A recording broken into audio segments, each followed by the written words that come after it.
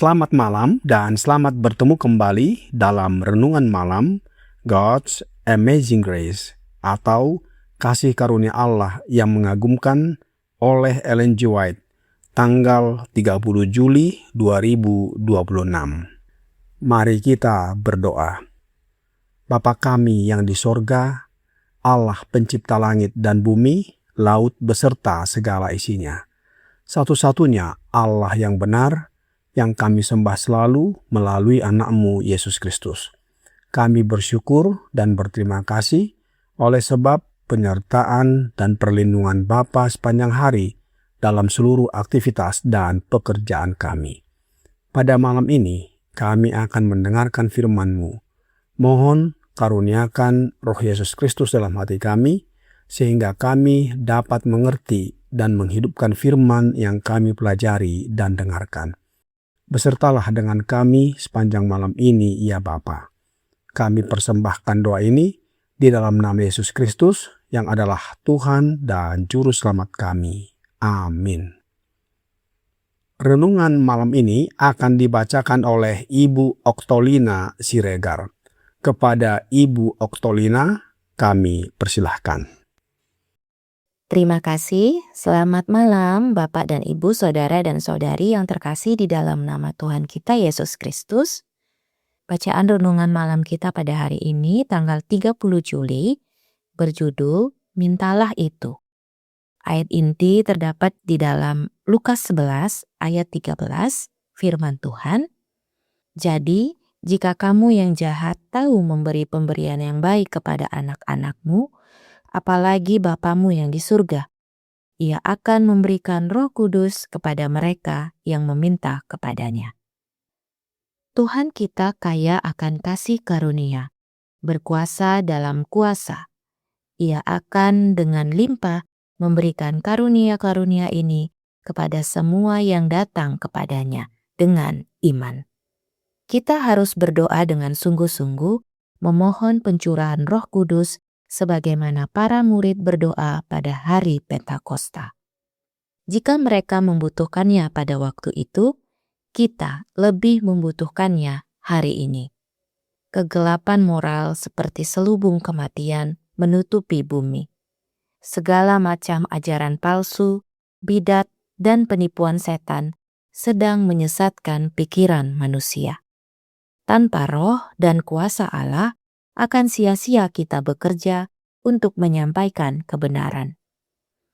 Melalui kasih karunia Kristus, para rasul dijadikan seperti mereka adanya. Kesetiaan yang tulus dan doa yang rendah hati serta sungguh-sungguh membawa mereka ke dalam persekutuan yang dekat dengannya. Mereka duduk bersama Dia di tempat-tempat surgawi. Mereka menyadari besarnya hutang mereka kepadanya. Melalui doa yang tekun dan sungguh-sungguh, mereka memperoleh karunia Roh Kudus. Dan kemudian mereka pergi, dipenuhi beban untuk menyelamatkan jiwa-jiwa. Akankah kita kurang sungguh-sungguh daripada para rasul? Karena inilah cara kita menerima kuasa, mengapa kita tidak lapar dan haus akan karunia Roh? Mengapa kita tidak membicarakannya, mendoakannya, dan memberitakannya? Untuk baptisan Roh setiap hari, setiap pekerja harus memanjatkan permohonannya kepada Allah. Kelompok-kelompok pekerja Kristen harus berkumpul untuk memohon pertolongan khusus berupa hikmat surgawi, agar mereka tahu bagaimana merencanakan dan melaksanakan dengan bijaksana. Hari demi hari berlalu menuju kekekalan, membawa kita semakin dekat kepada akhir masa percobaan.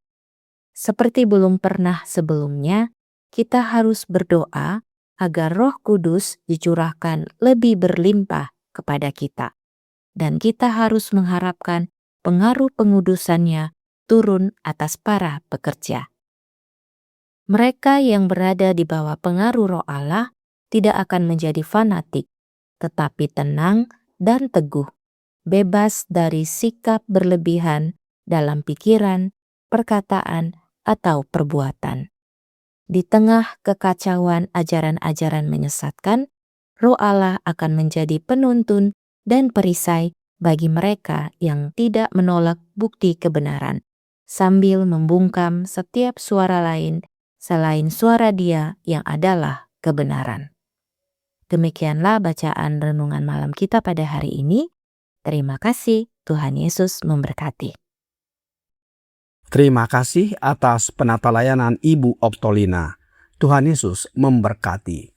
Saudara-saudari dalam Yesus Kristus, malam ini ada satu pertanyaan yang disampaikan kepada kita.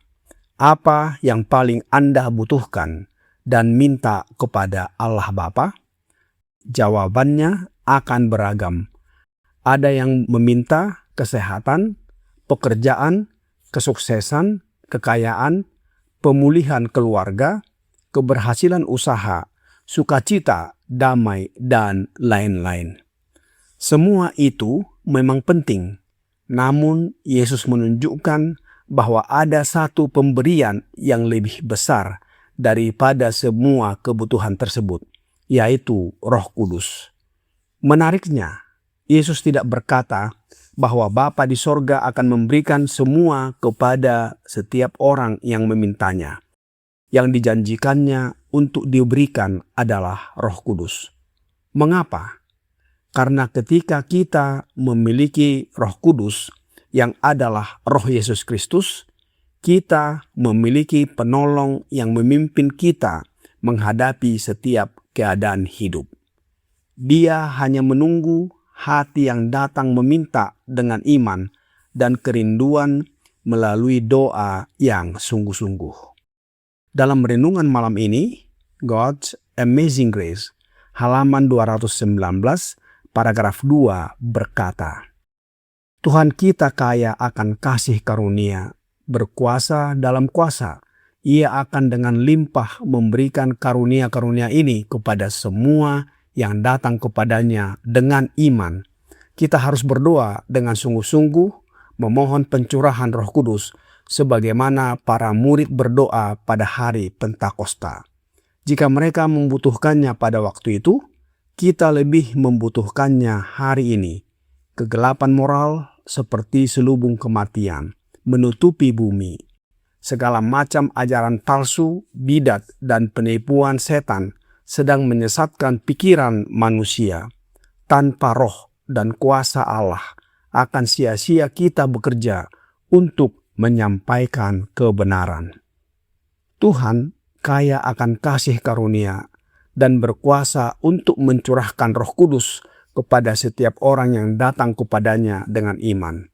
Karena dunia semakin dipenuhi kegelapan rohani dan berbagai penyesatan, kita perlu berdoa dengan sungguh-sungguh, memohon pencurahan Roh Kudus sebagaimana para murid Yesus. Mereka semua bertekun dengan sehati dalam doa. Kisah Para Rasul 1 ayat 14. Maka penuhlah mereka dengan Roh Kudus. Kisah Para Rasul 2 ayat 4. Para rasul bukanlah orang-orang yang sempurna. Mereka pernah gagal, takut, bahkan menyangkal Yesus. Namun, setelah mereka hidup dalam doa yang sungguh-sungguh dan menerima Roh Kudus, mereka berubah menjadi saksi-saksi yang berani. Kebangunan jemaat mula-mula dimulai dari permohonan mereka di ruang doa. Pengalaman mereka menjadi teladan bagi jemaat pada zaman ini. Tanpa penyertaan Roh Yesus Kristus, segala usaha untuk memberitakan kebenaran tidak akan menghasilkan buah. Oleh sebab itu, dalam renungan malam ini, halaman 219, paragraf 4 berkata, karena inilah cara kita menerima kuasa.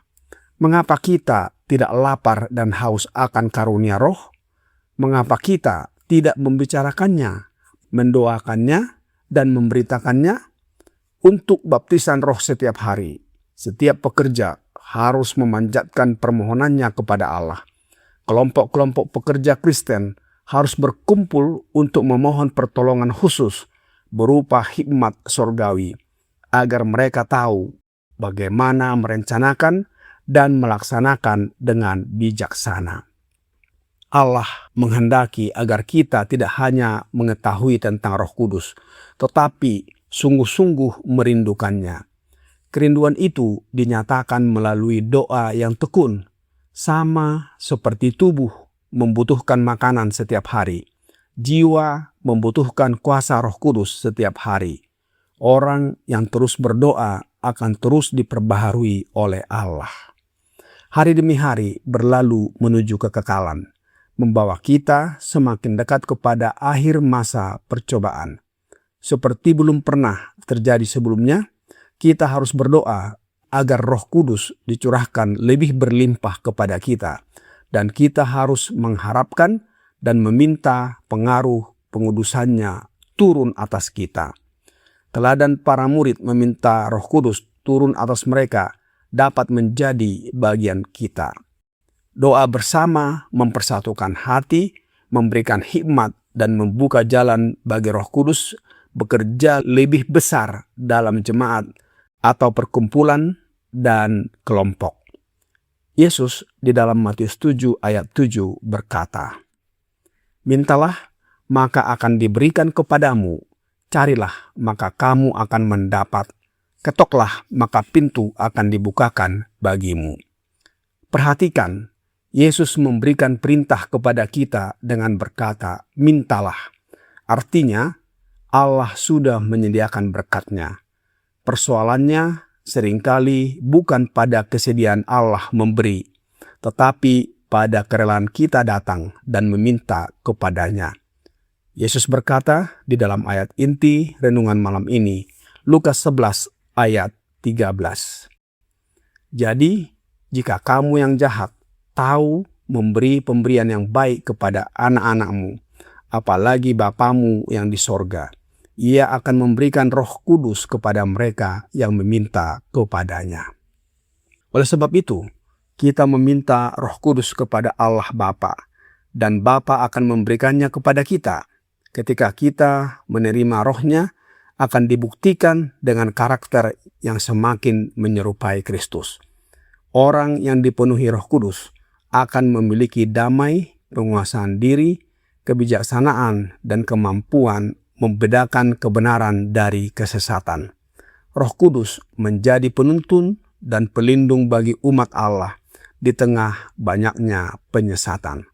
Roh Kudus yang adalah roh kebenaran akan menuntun umatnya ke dalam seluruh kebenaran. Rasul Yohanes di dalam Yohanes 16 ayat 13 berkata, "Tetapi apabila Ia datang, yaitu roh kebenaran, Ia akan memimpin kamu ke dalam seluruh kebenaran, sebab Ia tidak akan berkata-kata dari dirinya sendiri, tetapi segala sesuatu yang didengarnya itulah yang akan dikatakannya, dan Ia akan memberitakan kepadamu hal-hal yang akan datang." Saudara-saudari dalam Yesus Kristus, kita sedang hidup mendekati akhir sejarah dunia ini. Malam ini, Yesus mengundang kita dengan sangat sederhana. Mintalah Roh Kudus setiap hari. Mintalah ketika kita hendak bekerja, melayani, menghadapi pencobaan, dan membaca firman-Nya. Allah tidak pernah bosan mendengar doa anak-anaknya. Sebagaimana seorang ayah tidak menolak anaknya yang meminta roti, demikian juga Bapa di sorga tidak akan menolak anak yang meminta Roh Kudus. Kiranya pekabaran malam ini membawa pembaharuan dan sukacita bagi kita. Tuhan Yesus memberkati. Mari kita berdoa. Bapa kami yang di sorga, terima kasih atas nasihat firman-Mu yang menguatkan dan mengingatkan kami agar meminta Roh Kudus yang adalah Roh Yesus Kristus berdiam dalam hati kami oleh iman, sehingga dengan kepenuhan Roh-Nya, kami dapat memberitakan Injil yang kekal dan membawa jiwa-jiwa datang dan bertobat kepadamu. Oleh sebab itu ya Bapa, curahkanlah Roh Anak-Mu Yesus Kristus dalam hati kami, agar karakter kami dikuduskan serupa dengan karakter Yesus. Dengan demikian, kehidupan kami memiliki kuasa untuk mengabarkan Injil yang kekal dan membawa jiwa-jiwa datang serta bertobat kepadamu. Dan bila mana Yesus datang kembali, kami siap menyambutnya dan diangkat masuk ke dalam kerajaan sorga. Kami serahkan hidup kami ke dalam tangan-Mu sepanjang malam ini, ya Bapa. Mohon ampuni kami atas segala dosa dan pelanggaran yang kami lakukan. Kami persembahkan doa ini di dalam nama Yesus Kristus yang adalah Tuhan dan Juru Selamat kami. Amin.